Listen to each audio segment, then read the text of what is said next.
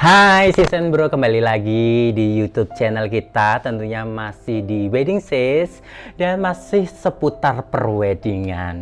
Nah, kali ini bukan hanya MC, dekor dan yang lainnya. Di sini kita menghadirkan sosok gadis cantik. Beliau ini menggeluti bidang perweddingan, lebih tepatnya untuk bridal. Langsung kita invite aja ke Ci Devi. Halo, apa kabar? Boleh disapa si Senbro di sana. Bro, saya Devi Rose. Sekarang saya jadi tamunya Vivit. Iya. Aku terharu tiba-tiba Ci Devi. Oke, mau terus malamnya Fit dibantuin ya. Halo Ci, gimana? Halo, Sehat? Sehat. Ya. Vivit makin ganteng aja. Amin. Ci Devi juga makin langsing. Sepedanya lancar. Oke, kali ini kita mau ngobrol perweddingan, kita santai aja, kita nge-vlog, kita curahkan. Di sini di Wedding Set untuk mencurahkan isi hati para vendor. Iya dong, biar ada tempatnya dan tepat sasaran. Biar si Senbro di sana tuh tahu, ternyata tuh di sisi lain dari Ci Devi tuh seperti ini. Oh, ternyata baiknya tuh seperti ini. Ci, gimana nih kondisi COVID sekarang di bisnisnya Ci Devi di bagian ini kan wedding khusus untuk baju bridal ya? Baju bridal aja atau semuanya? Jadi kebetulan saya itu dari pertama buka tuh sebenarnya saya terkenalnya di evening gown. Jadi Oh, untuk oke, evening gown. Oh, untuk family. Jadi untuk family. Karena saya terkenalnya karena bisa untuk cuttingnya untuk badan-badan yang sulit itu oke lah ya gitu. Bukannya itu, tapi terkenalnya awalnya begitu. Jadi moms of the bride and the grooms biasanya pasti cari yang tolong dong aku cariin desainer yang bisa bikin body mamah-mamah ini lebih bagus gitu. Nah, awalnya tuh dari situ. Kemudian lama-kelamaan banyak dari mereka tuh yang anaknya ikut bikin dari sejak mereka belum married, mereka mulai bikin gitu kan. Terus Sweet 17 lah, apalah gitu. Terus sampai akhirnya mereka udah punya pacar, terus akhirnya mereka married, mereka bajunya di Ci Devi aja deh gitu. Jadi aku kok kayak tua banget ya. Dari Sweet sampai Dewi, aduh udah tua banget. Nah, awalnya gitu, jadi lama-lama kita jadi ada evening dan ada bridalnya juga gitu. Oke, jadi bukan hanya untuk bridal aja, tapi awal karirnya tuh malah bikin yang untuk eveningnya dulu, untuk mom, sister. Dari cucunya kalau ada cucunya ya, babies gitu. Oh, baby juga ya? Jadi sama apa? Kadang opung atau omanya gitu kan gitu. Nah, ini kan kondisi COVID ini seperti ini, gimana nih berpengaruhkah dampaknya sampai ke lini bisnisnya Ci Devi? Oh, jelas banget. Terjun bebas. Terjun bebas. Karena orang untuk sementara ini takut untuk mengadakan pesta. Benar ya. Apalagi wedding, mereka juga agak khawatir. Apalagi beberapa saat yang lalu ada peraturan bahwa nggak boleh ada pesta pernikahan. Gitu. Jadi banyak sekali klien yang supposed to be married this year, tapi dibatalin or mundur. Or even mungkin saya kurang tahu ya detailnya gimana, tapi intinya batal gitu. Jadi sekali mereka juga kekhawatiran akan COVID ini. Iya benar. Juga mungkin kan ada peraturan yang dari pemerintah lah yang mungkin pada beberapa saat yang lalu memang ada peraturan yang nggak boleh. Terus untungnya sekarang kan udah mulai boleh nih. Walaupun orang masih berjaga-jaga, masih takut kan. Ntar gimana pestanya, jumlah orangnya berapa, jangan sampai kayak ada yang kita lihat di YouTube itu lagi pesta terus didatengin gitu kan. Disidak party have to stop gitu kan.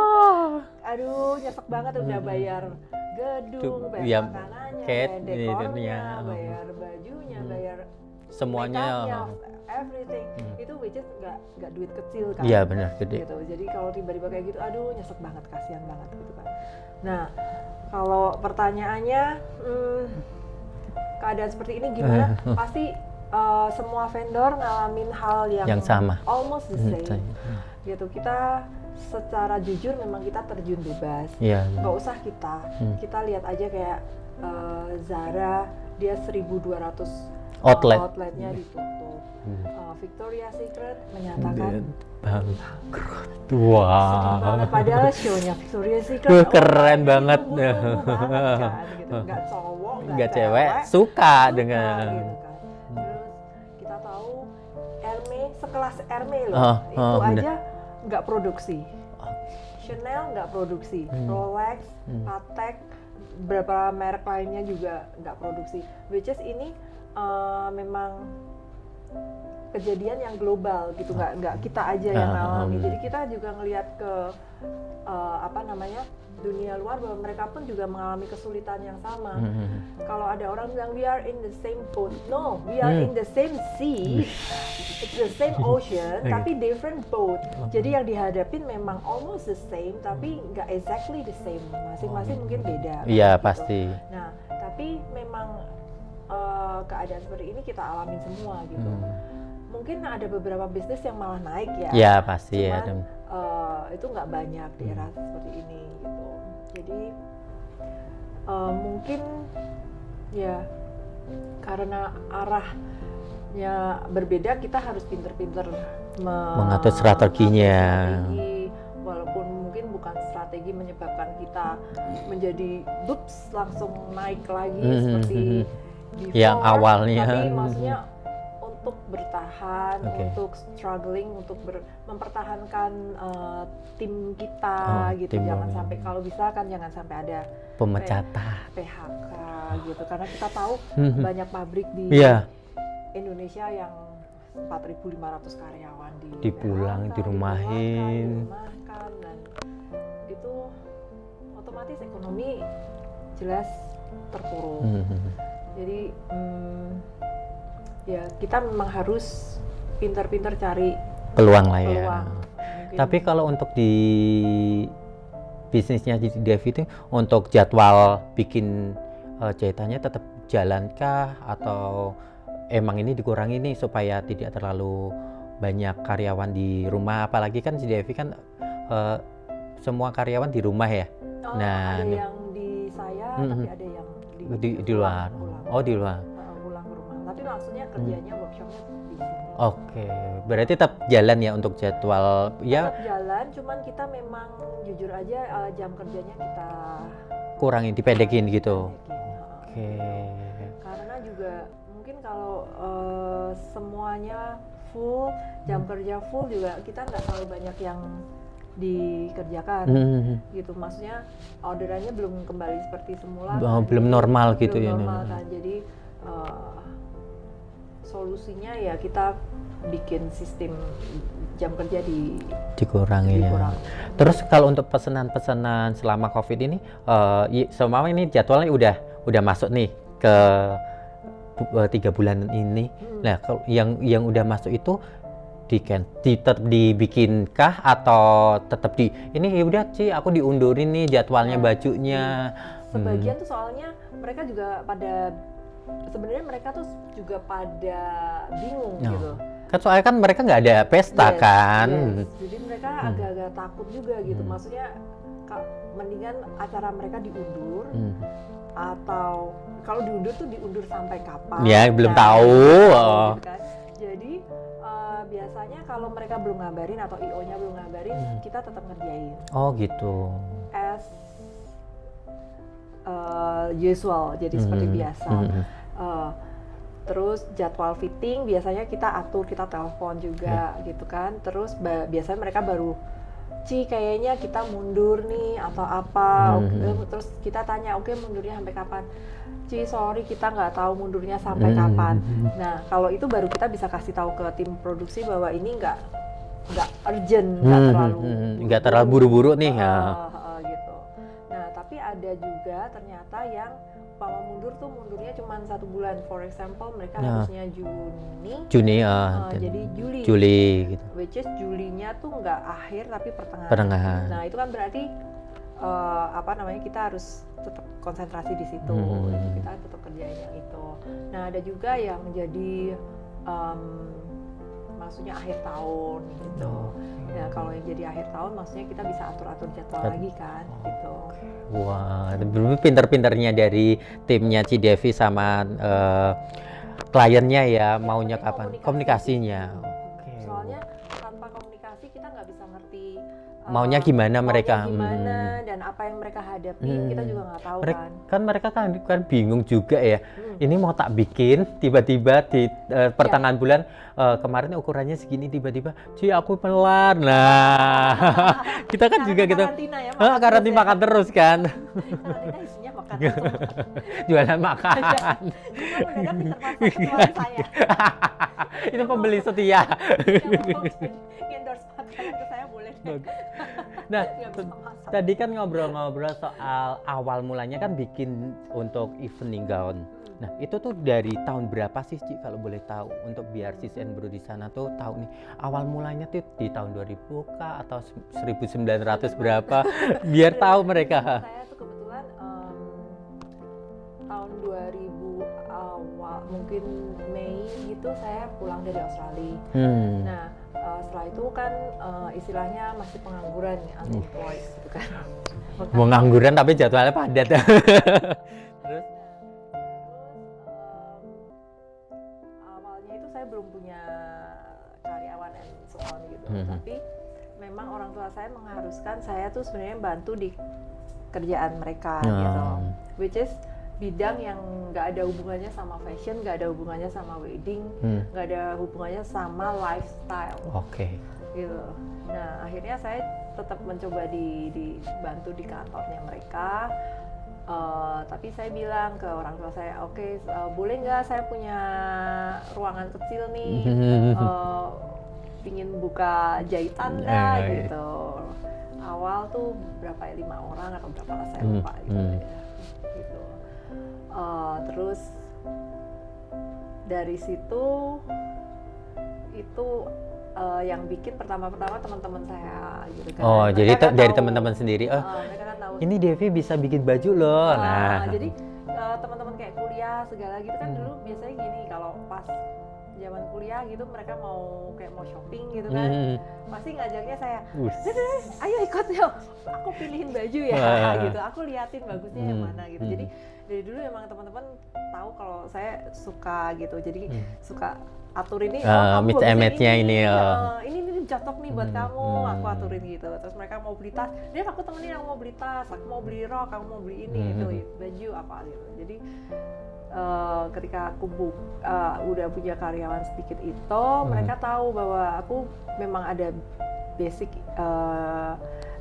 memang suka fashion, dan mereka tahu kalau aku waktu itu sekolah di Esmod juga kan, gitu, selain di sarjana ekonominya gitu kan. Jadi mereka mulai gain trust gitu, mulai percaya gitu kan, mau bikinin apa. Terus dari mereka terus ke mamanya, dari mamanya terus ke teman-teman mamanya gitu. Sampai suatu saat tuh ada tantenya dari teman saya dari Kudus tahu-tahu datang ke Semarang, ke kantor papi saya gitu kan, ke kantor. Kok kantornya gini ya? Emang ini ada yang beda ya? Dulu belum di rumah ya? Belum, masih di kantor. Di Legend Suprapto sana. Gitu kan, di sana terus iya masuk ruangan sini gitu. Awalnya dari situ. Terus mungkin dari situ orang tua saya juga baru berasa, ini mungkin anak ini emang talentanya agak beda gitu kan ya. Sekolah ekonomi tapi masuknya ke jahit. Jadi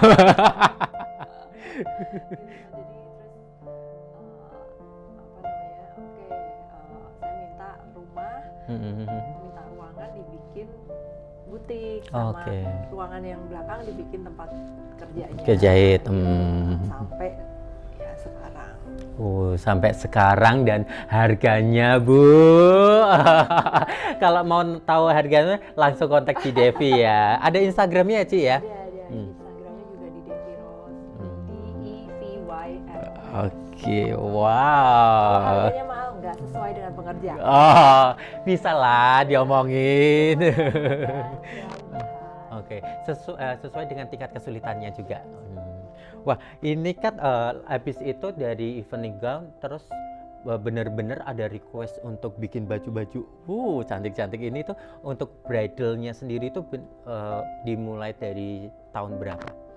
Kan dari event yang khusus bridalnya saya belum lama sih, baru 2 tahun terakhir ini. 2 tahun terakhir ini. Itu baru maksudnya memproklamirkan bahwa ada bridal, khusus bridalnya juga ada loh gitu.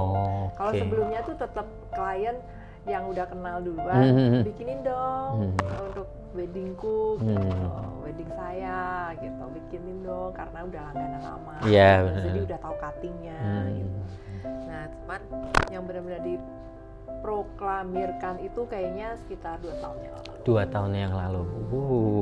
Ini Ci Devi ngomong-ngomong ikut manajemen kah untuk membangun ini kan pasti kan udah 2000 berapa sih? 2000 persis ya. Berarti ini itu ada kita harus ngikutin kumpulan ini kah? Kan soal kan beberapa desainer kan pasti ada komunitasnya. Nah, itu ada nggak sih untuk di Kota Semarang ini untuk komunitas tersendiri? Ada komunitasnya, ada sampai komunitasnya berganti nama juga. Ada. Tapi yang sekarang digeluti komunitas yang apa sih? Yang AFC. AFC di Kota Semarang ada. Semarang ada AFC.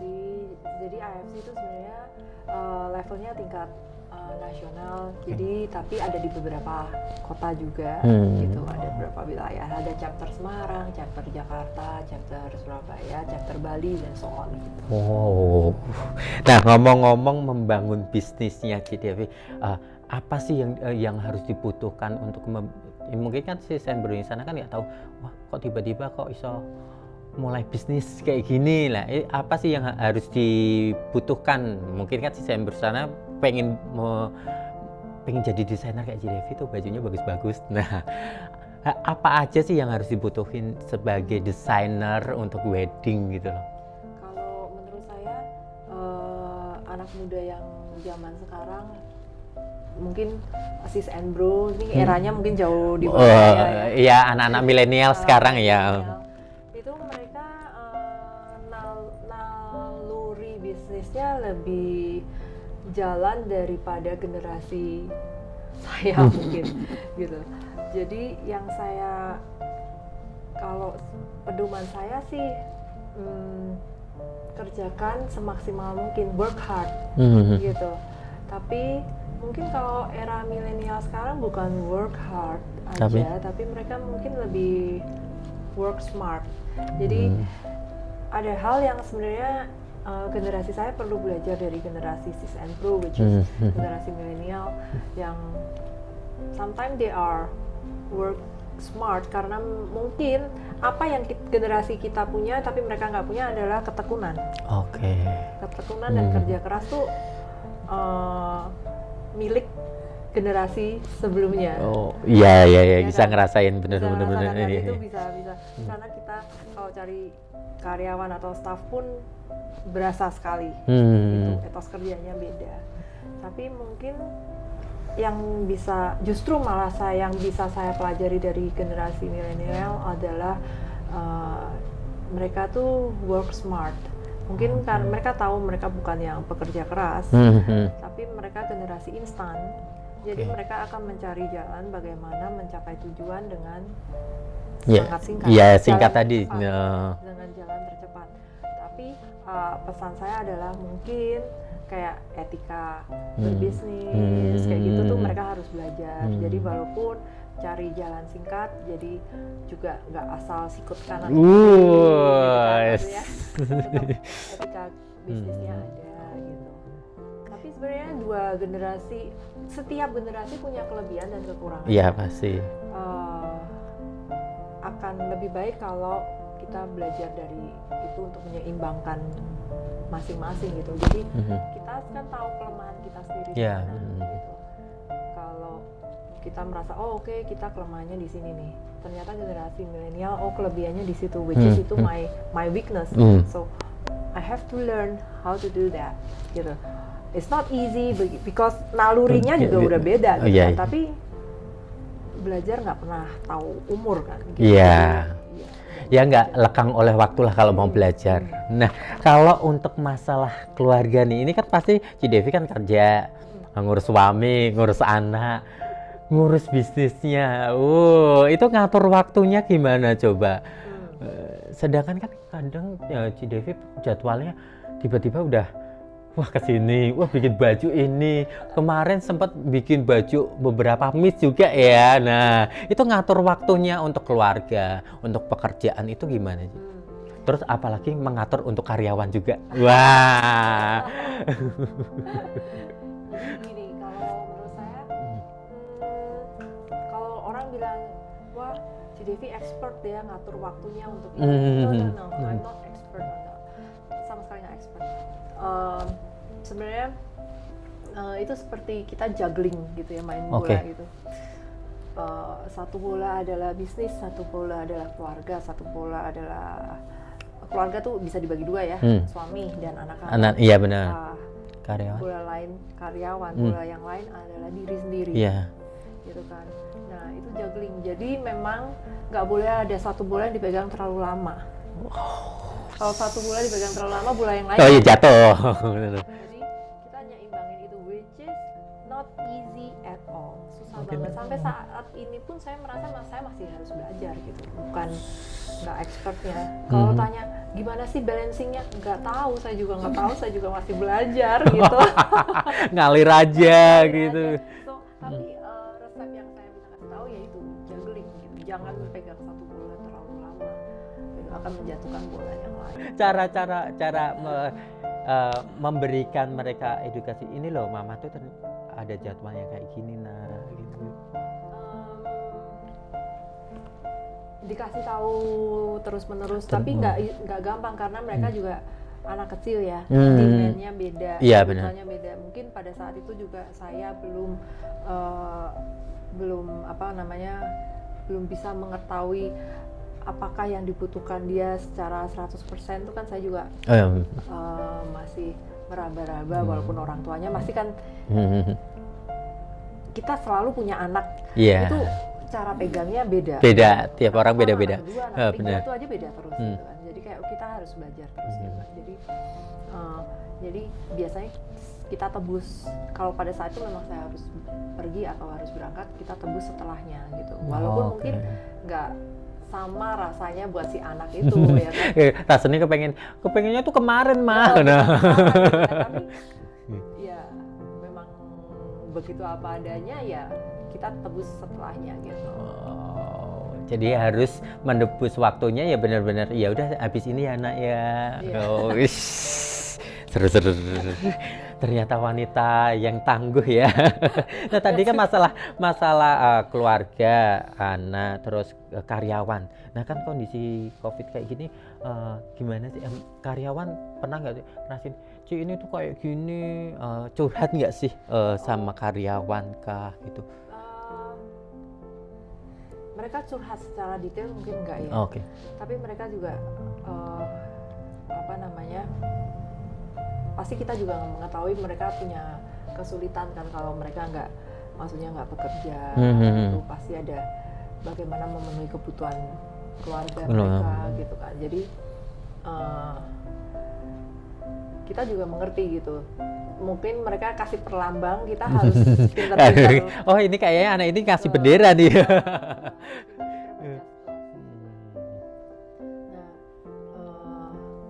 Tapi di lain pihak mereka juga melihat misalnya keadaan kita, terutama vendor wedding itu beberapa bulan terakhir Kak, sebelum ini kan sempat benar-benar zero kan, gitu, benar-benar zero gitu.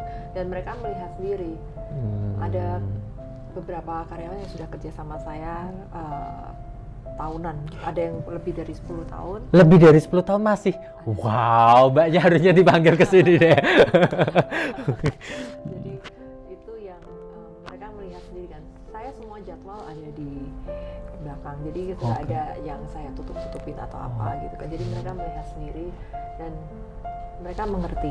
Cukup memahami lah dengan kondisi seperti ini. Dan saya juga harus mengerti, mereka tetap walaupun kita kosong, gitu kan, tapi mereka tetap kebutuhan untuk mengisi perut mereka dan anak-anaknya kan tetap nggak mungkin berhenti gitu. Jadi kita sebagai istilahnya bosnya gitu ya tetap harus mengusahakan gimana gitu, jangan sampai zero mereka.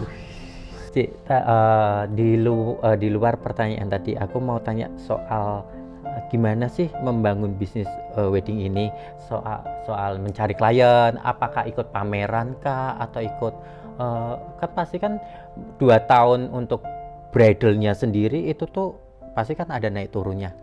Itu gimana cara ngasih tahu ke customer atau klien, ini loh aku tuh bukan evening aja, ini tuh ada bridalnya juga gitu. Kebetulan memang saya ikut pameran gitu untuk pengenalan ke klien bahwa kita sekarang ada bridalnya, official bridalnya udah ada sendiri gitu kan.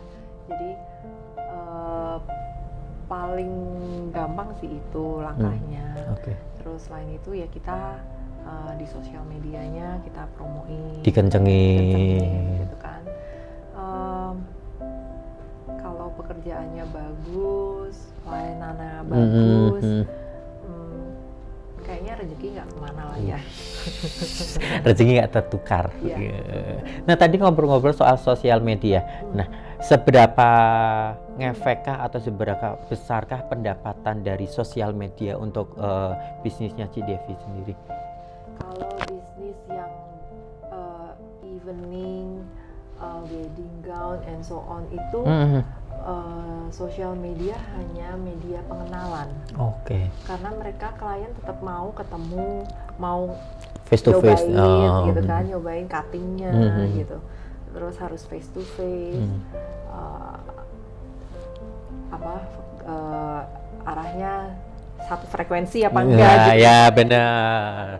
Gitu. Maksudnya visi misinya sama enggak, terus brainstorming stylenya sama enggak gitu kan. Jadi kan mereka pasti ingin datang, ketemu, ngelihat, nyoba gitu. Karena selama ini setahu saya brides to be itu nggak mungkin langsung ke satu vendor. Pasti kan nyari ya. Yes, nggak mungkin ke satu vendor bridal maksudnya. Jadi dia pasti ke sana sini dan sini, sana sini dan situ. Ya, sana sini dan sana. Ya paling biar mereka menentukan yang paling sesuai dengan kepribadian mereka gitu. Selebihnya ya yang saya bilang tadi, kayaknya rezeki nggak akan tertukar. Ini masalah media sosial ya. Ada juga nggak sih di bisnis ini ngalami ya positif sama negatifnya membangun bisnis di wedding ini? Positifnya, kalau negatifnya saya bisa langsung jawab. Wah, negatifnya apa? Negatifnya apa? Negatifnya semua ngerasain nih tahun-tahun. Tahun-tahun ini ya. Di masa COVID semuanya ngerasain ini negatifnya sih. Which is dari saya buka sampai sekarang ini yang titik terendah, tersulit maksudnya tantangan terberat gitu. Tapi suatu company yang sehat bisa mengatasi berbagai macam hal, walaupun mungkin sempat terseok-seok gitu, tapi kita percaya bahwa pasti ada jalan keluar gitu. Pasti kalau kita mau berusaha, nggak menyerah, pasti ada jalan keluarnya gitu. Kan biasanya orang, aduh bisnis itu udah nggak menguntungkan nih, so quit, tutup. Dia karyawan di PHK, selesai. Karena ada tipe begitu mementingkan diri sendiri dulu aja. Ada yang tipe begitu kan, maksudnya ini udah merugi terus nih, saatnya tutup gitu. Terus pindah ke bidang yang lain mungkin ya, atau gimana. Nah, itu kembali ke kepribadian masing-masing ya. Mungkin ada orang yang bilang, nah kalau merugi terus kenapa kok diterus-terusin gitu kan? Kok dikerjain terus ya?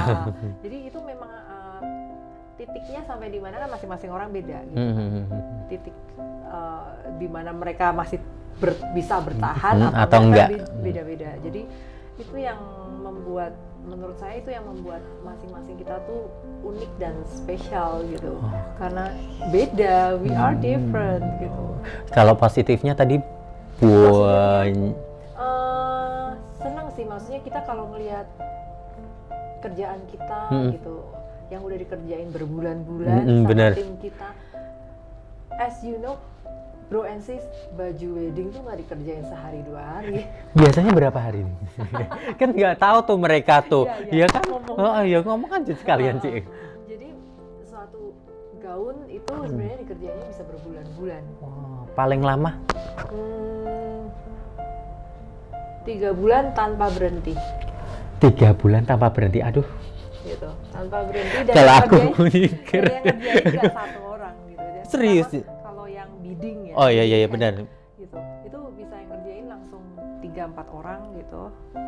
Terus. Wow, selama 3 bulan itu. Jadi mungkin pas jahitnya mungkin bisa 1 orang lah ya. Oke. Gitu, tapi pas finishingnya ya. Gitu, itu takes time. Untuk pemilihan bahannya pun sendiri kalau untuk di bridal sama evening dibedakan apa disamain? Dibedakan. Karena biasanya kalau bridal tuh keinginannya ketika hari H mereka tampil elegan, timeless, gitu kan. Slim. Gitu. Nah, kalau slim kayaknya sama. Evening juga mereka pasti slim. Orang yang udah sangat kurus aja sometimes kepengen lebih slim. Gitu. Ada dong. Gitu. Cuman kalau di evening kita bisa main kain, misalnya kainnya yang lebih sedikit bold, lebih berani gitu permainan kainnya. Sedangkan kalau di wedding kita lebih pilih yang timeless, yang kayak ini belakang-belakang ini ya. Ini kebetulan robes. Robes untuk yang waktu sebelum belum pakai wedding gown. Jadi waktu make up gitu biasanya. Kalau yang di sana ya, Itu yang simple.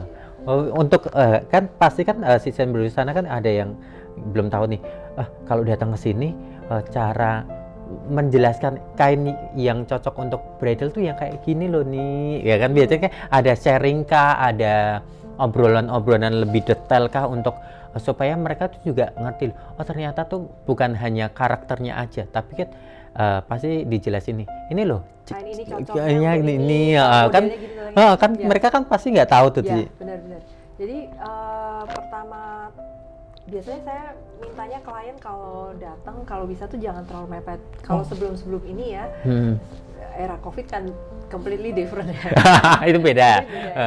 Tapi pada umumnya saya kalau sebisa mungkin 6 bulan sebelumnya. 6 bulan sebelumnya. Atau malah lebih lama dari itu. Oke. Karena saya butuh waktu untuk brainstorming, ngobrol gitu kan. Karena dengan ngobrol tuh saya bisa tahu karakter si klien, gitu, keinginannya apa yang ada di angan-angannya dia gitu kan. Terus saya bisa ngelihat bentuk tubuhnya, cocok apa enggak. Terus kalau sampai nggak cocok solusinya apa gitu.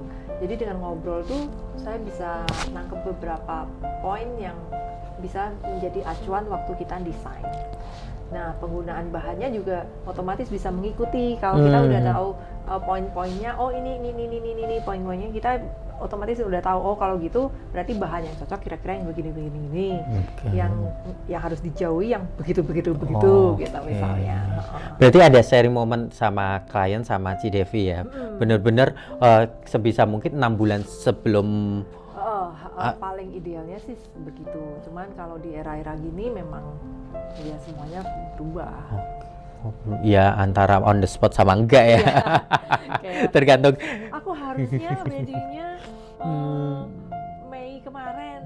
Terus akhirnya keputusan keluarga diundur jadi bulan depan. Wah, kalau kayak gitu atasinya gimana?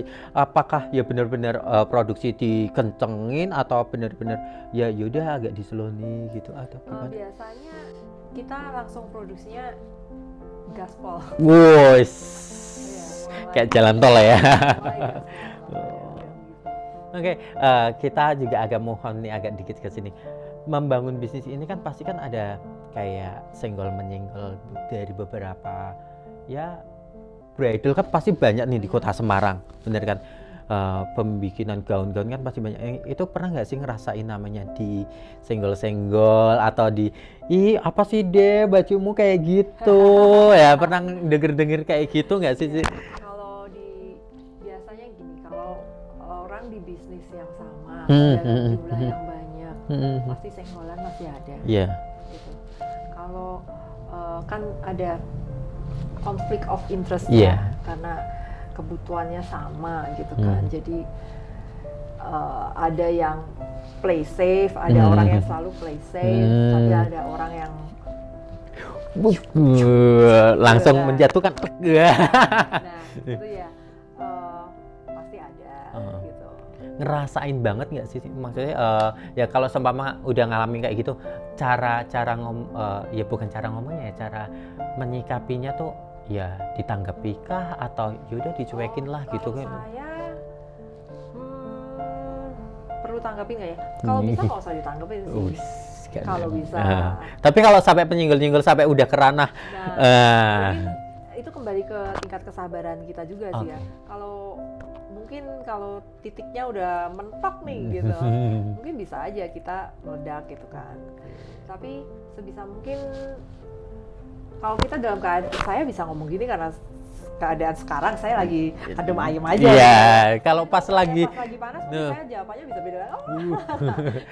Langsung, nih tak kasih mercon ya. Tapi sebenarnya menurut saya solusi terbaik sih, don't give a damn of it, gitu, cuekin aja. Cuekin aja ya. Soalnya what goes around come around. Oke. Gitu. Karma walaupun mungkin kita nggak kelihatan iya, ya, bener. ada loh gitu. Karma tuh nggak jauh loh di depan kita gitu ya. Jadi jangan bikin hidup kita yang sometimes nggak jalan sesuai dengan rencana kita menjadi lebih sulit. Malah mengganggu pekerjaan kita, menyulitkan diri sendiri. Gitu. Jadi kalau bisa orang melempar sampah ke kita misalnya ya, atau bikin masalah untuk kita itu kan sama dengan melempar sampah. Kalau bisa jangan sampah itu disimpan di hati gitu. Ya dibuang lah ya. Tinggalin aja, kita jalan lagi. Life goes on, gitu. Cari sampah yang lain, buang lagi. Bukan bank sampah. Kita tempat rezeki. Ya. Nah tadi kan masalah yang kayak nyenggol-menyenggol. Pernah nggak sih ngalamin kayak miss sama klien atau di cancel nih, udah dibikin, di cancel gitu, pernah nggak sih? Boleh diceritain dong, rasanya gimana nih? Gini, klien lagi-lagi walaupun kita tetap ada brainstorming ya, tapi sometimes kita tetap ada miss kan. Again, kita bukan psikolog. Iya. Kita bukan Tuhan. Psikolog aja bisa salah. Iya benar. Kita desainer bu. Ilmu psikologinya juga masih cetek gitu. Mungkin ada miss bisa. Solusinya ya dikomunikasikan gitu. Kita cari jalan terbaik aja gitu. Kalau di cancel dulu pernah sih sekali. Di cancel kenapa ya? Saya juga udah nggak lupa sih. Ya kalau dia cancel, otomatis DP-nya hilang, gitu aja sih. Ya kita, oke, di cancel. Untung satu kali aja sih, jangan berulang-ulang lagi. Jangan sampai ya. Gitu. Jadi kalau sampai seumpama ada baju yang udah jadi, DP udah datang, udah nyampe, itu gimana Ci? Baju udah jadi. Baju udah mau jadi nih, ternyata di cancel. Nah, itu tetap dikerjain kah atau udah jengkel nih sama baju ini di cancel? Nah, paling biasanya gini, kalau mereka kayak pada saat itu ya, kalau dia cancel gitu, terus kita lihat jadwal nih, ada yang lebih urgent nggak? Kalau ada yang lebih urgent, kerjain. ini stop, kita kerjain yang lebih urgent. Kalau kita udah agak kosong, kita kembali ke baju itu lagi, kita modifikasi lagi atau kita bikin a bit different, gitu. Jadi tetap bisa pergerakan. Wah, jadi ya kerjaan itu ya udah orang di cancel, ya udah tinggalin kerjain yang baru. Mungkin kan kita nggak pernah tahu kan dia cancel kenapa. Amit-amit mungkin go bankrupt gitu kan, bangkrut gitu. Tapi mereka kan pasti malu untuk bilang atau mungkin ada masalah lain yang kita nggak tahu, mungkin ada masalah keluarga atau apa, atau acaranya dibatalin, ada yang meninggal atau apa, tapi mereka bukan orang yang berbesar hati untuk memberitahu kita gitu atau gimana, kita nggak pernah tahu kan. Jadi ya ambil positifnya aja, jangan terlalu diambil hati gitu. Oke, jangan diambil hati ya Sisen bro. Kita ngobrol juga jangan diambil hati ya, diambil positifnya. Nah, ngomong-ngomong soal tadi bikin baju di cancel, pernah juga nggak sih ngirim baju itu salah tempat? Oh, kalau salah tempat ngirim baju nggak pernah. Tapi ada biasanya yang ngambil kadang kan supir ya. Supir. Kalau gosen baju nggak pernah sih. Saya nggak pernah. Oh, nggak pernah gosen ya? Jadi saya minta harus supirnya yang ambil atau keluarga. Kalau supir saya pas bisa ya antar, cuman kalau biasanya udah terakhir udah susah sih. Maksudnya supirnya udah nggak bisa kalau antar-antar. Jadi supir mereka atau keluarganya atau itu yang ambil. Nah, kebetulan tuh supirnya yang ambil dan pada saat itu sudah di luar jam kerja. Dan ada 3 orang yang mau ambil di saat yang bersamaan dari siang, itu dari jam kerja tuh nggak ada yang ngambil. 3 orang ini nggak ada yang ngambil. Nah, tiba-tiba di luar jam kerja dia ngambil.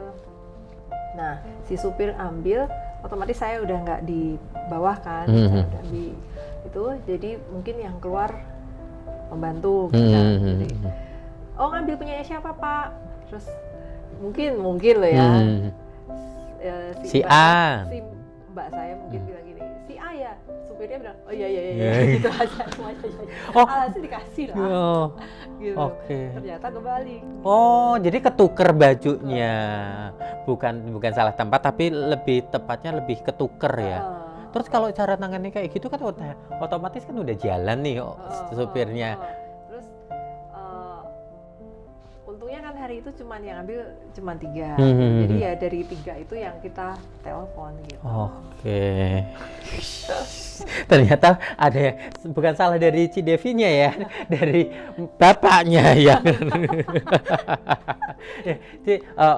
Untuk servis di weddingnya sendiri sih, weddingnya Cidevi ini servis untuk kalau biasanya kan baju-baju wedding pernah nggak sih Cidevi nganterin untuk makein? Itu servis tersendiri kah ada di situ? Kalau wedding saya biasanya saya biasanya pakein. Pakein. Itu saya pakein. Sebisa mungkin. Pakein gitu. Terus biasanya kan setelah pemberkatan untuk yang malam kan biasanya ada yang dirubah. Itu saya juga datang. Gitu, saya yang datang rubahin gitu. Bisa lepas tangannya atau lepas bahunya, or tambahin ekor, or apa gitu. Berarti tetap ditemenin lah mereka sampai di gedung atau biasanya kalau yang sebelum resepsi saya di situ pakein sekalian saya datang ke resepsi, jadi saya nggak pulang lagi sih. Cuman kalau yang pagi biasanya mereka sekitar jam 5 gitu kan ya, jam 5 kadang setengah 5 gitu saya datang pakein, terus saya tinggal dulu, habis itu nanti kalau ada perubahan baru datang lagi.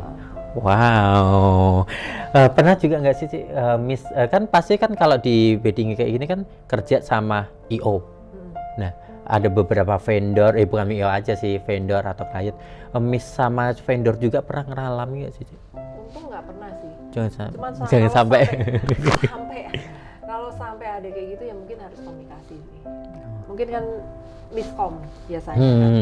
Mungkin si A cara ngomongnya langsung to the point, tapi yang ini mungkin beda. Mungkin itu aja sih sebenarnya. Ci, boleh dong sebelum kita tutup acara ini, perbincangan ini, boleh dong kasih tips, trik untuk mungkin desainer-desainer muda yang mau membangun bisnisnya, bagaimana sih harus memulainya, apa konsekuensinya apa, terus ya hal-hal yang bisa membangun bisnis untuk weddingan atau bridalnya. Terus mungkin buat sis and bro klien-klien di sana, ya kenapa harus memilih Ci Devi? Boleh dong promo sekalian. Yang mana dulu, yang untuk vendor? Ya untuk pemula. Yang penting menurut saya sih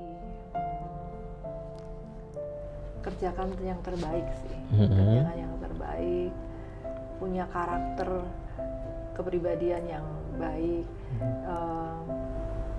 Kiranya mungkin hari ini kita harus lebih baik daripada kemarin.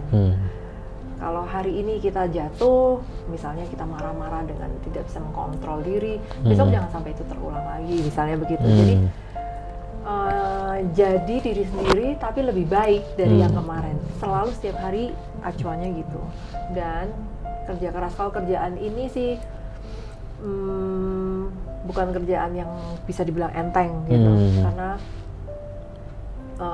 cukup rumit dan butuh waktu yang cukup lama untuk setiap pengerjaan segala sesuatunya. Jadi ya memang dibutuhkan ketekunan. Kalau nggak ada itu kayaknya nggak mungkin bertahan bertahun-tahun. Mungkin mereka cuman come and then just go.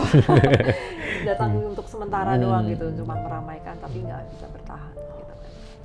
Nah, untuk brosis yang ada di sana, kenapa di era COVID ini kok nggak berani wedding? Sebenarnya kita, pemerintah juga udah mengeluarkan berbagai macam wacana supaya dengan protokol keamanan. Jadi sebaiknya bagi bro and sis yang akan mengadakan wedding nggak perlu takut, pilih vendor yang terbaik, because we know what we do. Kita tahu apa yang harus kita lakukan dan kita tahu yang terbaik untuk Anda semua. Wow, tepuk tangan dong buat Ci Devi. Kayak sisi positifnya tuh udah, sebenarnya udah kenal Ci Devi lama sih. Ini baru ngobrol lama, paling kayak curhat-curhatan tuh sekarang. Biasanya cuma ngobrol. Ci. Ini sekarang baru tahu. Wow, isi hatinya Ci Devi ngatur waktu untuk rumah, untuk kerjaan. Salut. Oke, sis and bro, bincang-bincang kita bersama Ci Devi ternyata seru banget ya. Dari prosesnya dari 2000 sampai sekarang 2020. Wah, 2000 harusnya show dong, harusnya bikin pagelaran dong. Nanti aku bantu deh Ci sama Mas Adit ya.